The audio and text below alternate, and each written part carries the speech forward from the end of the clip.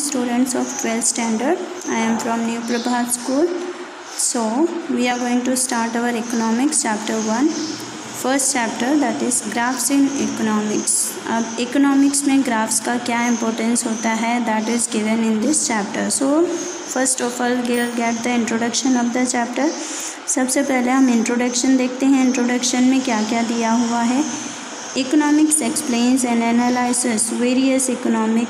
देखिए सबसे पहले यहाँ पे इंट्रोडक्शन में दिया हुआ है टॉपिक्स या 1.1 में क्या क्या है चैप्टर में, 1.2 में क्या है, 1.3 में क्या है, 1.4 में क्या है. तो यहाँ पे समझ लीजिए एक तरह से इंडेक्स दिया हुआ है. फर्स्ट है 1.1 में meaning of A diagram and a graph. आपको पहले टॉपिक में दिया होगा डायग्राम क्या होता है उसकी मीनिंग और ग्राफ क्या होता है उसकी meaning. 1.1 that will be our main topic, importance of diagrams and graphs in economics, and second will be second topic for first point, aspects to be considered while drawing a diagram. यानी diagram draw करते time क्या क्या चीज़ों की ज़रूरत होती है और किस किस तरह से हमें डायग्राम ड्रॉ करना है. That will be in first topic. Then the second topic will be types of diagrams, यानी डायग्राम्स कितने टाइप्स के होते हैं. In that subtopics are time based line diagram and bar diagram and types of bar diagram. यानी बार diagram क्या होता है और कितनी तरह के बार डायग्राम होते हैं. Then meaning and example of the simple bar diagram. Then will come clustered bar diagram. उसके बाद divided bar diagram, aspects to be considered while drawing a bar diagram. Then the third topic will be pie diagram and thereafter aspects are to be considered while drawing a pie diagram. यानी कौन से diagram को हम किस तरह से draw करते हैं और उसका क्या यूज़ होता है. thereafter types of graphs. अब ग्राफ्स कितनी तरह के होते हैं. टाइम सीरीज़ ग्राफ्स, यानी कि ग्राफ्स की टाइम सीरीज़ क्या होती है. Then fourth topic will be use of technology in the study of economics.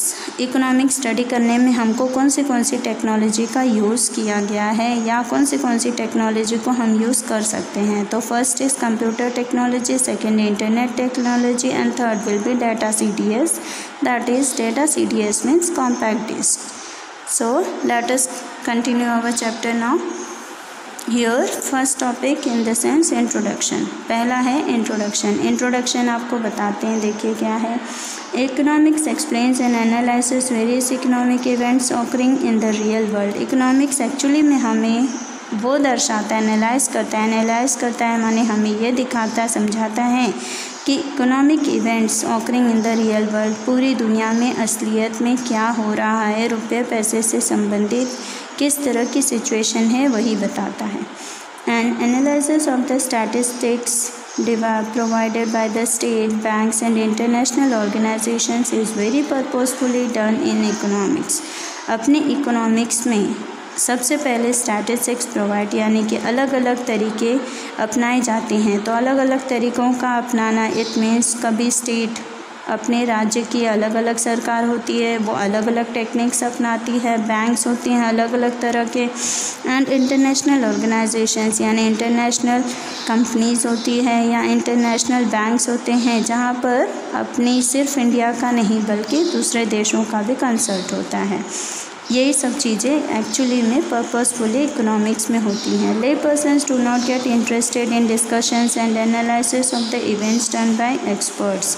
अब ले पर्सन्स यानी जो आम तौर पे इंसान होता है वो इन सब चीज़ों में कभी भी इंटरेस्ट नहीं लेता है कि इकोनॉमिक्स के डिस्कशन या एनालिसिस किस तरह से उसकी खोज पड़ताल की जाए, इस चीज़ पे कोई भी ध्यान नहीं देता है. लेकिन हाँ, अगर जो एक्सपर्ट होता है वो इन सब चीज़ों का रिकॉर्ड रखता है. But their attention is drawn when important aspects of certain events and matters pertaining in economic changes are presented by way of pictures. लेकिन यही चीज़ें उनका अटेंशन को ड्रॉ करती हैं, यानी कि आम तौर पे बातों में कोई किसी पे ध्यान नहीं देता, लेकिन अगर उसे पिक्चर के थ्रू कुछ भी समझाने की कोशिश हम करते हैं तो पिक्चर के ऊपर लोग आकर्षित हो जाते हैं और वो ज़रूर उस पर ध्यान देते हैं कि ये पिक्चर किस लिए बनाया गया है और इस पिक्चर द्वारा हमें क्या पता चल रहा है. And this way certain information which must be convey to people reaches them. और इस तरह से जिस चीज़ों की इंफॉर्मेशन कुछ ऐसी ज़रूरी होती है जो लोगों तक पहुंचानी है तो वो इस तरीके से आसानी से पहुंच जाती है। Generally 2 types of pictures are used to depict such information and this are called diagrams and graphs. अब जनरली लोगों तक पहुंचाने के तरीके में जो विकल्प पाए गए हैं वो पिक्चर्स होते हैं। अब pictures used to depict such information, ऐसे पिक्चर्स होनी चाहिए जिनसे कुछ हमें मालूमात हासिल हो, and this are called diagrams and graphs. और ऐसी ही पिक्चर्स को हम कहते हैं डायग्राम्स एंड ग्राफ्स। तो अब ये हो गया आपका इंट्रोडक्शन, आपको अच्छे से समझ में आ गया होगा। जब तक आप चैप्टर का इंट्रोडक्शन ध्यान से नहीं सुनेंगे या उसे नहीं समझेंगे तब तक आपको चैप्टर आगे का पता नहीं चलेगा। चलिए अब सब टॉपिक जो है meaning of diagram and a graph. Actually में डायग्राम क्या होता है, ग्राफ क्या होता है, उसकी मीनिंग हम देखेंगे।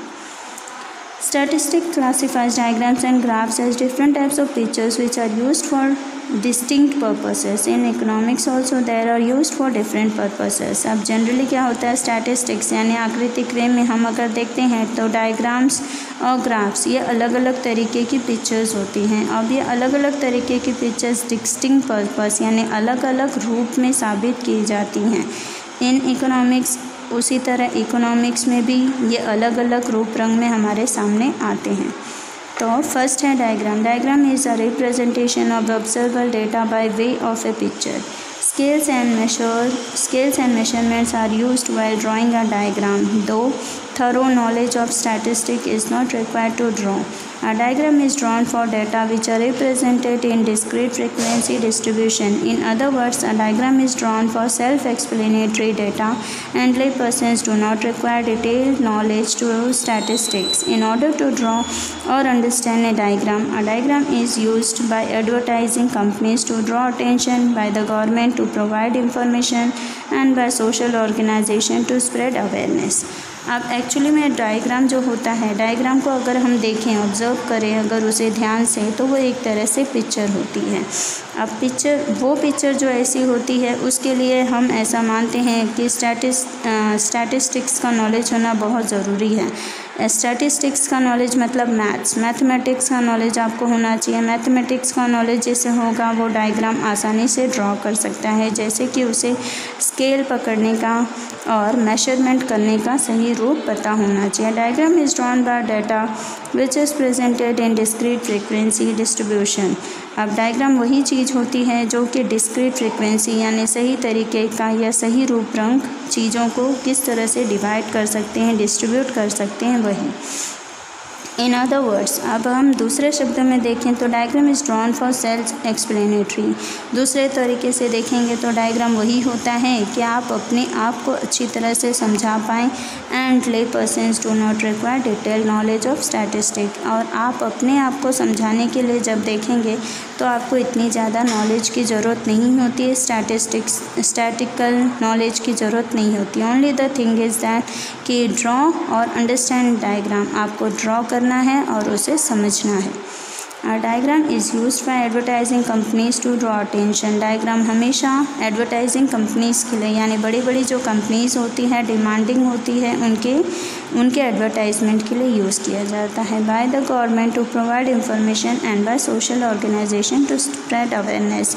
या फिर सरकार के द्वारा इंफॉर्मेशन अगर कुछ देनी हो या सामाजिक तौर तरीक़ों को लोगों तक सिखाना हो या समझाना हो या किसी चीज़ से उनको अवेयर करना हो, तब हमें डायग्राम की ज़रूरत होती है।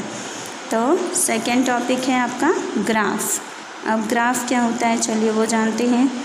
Graph is also a representation of observable data by way of a picture. Graph भी एक तरह से रिप्रेजेंटेशन होता है जो कि हमें कुछ ना कुछ डेटा बताता है पिक्चर के थ्रू।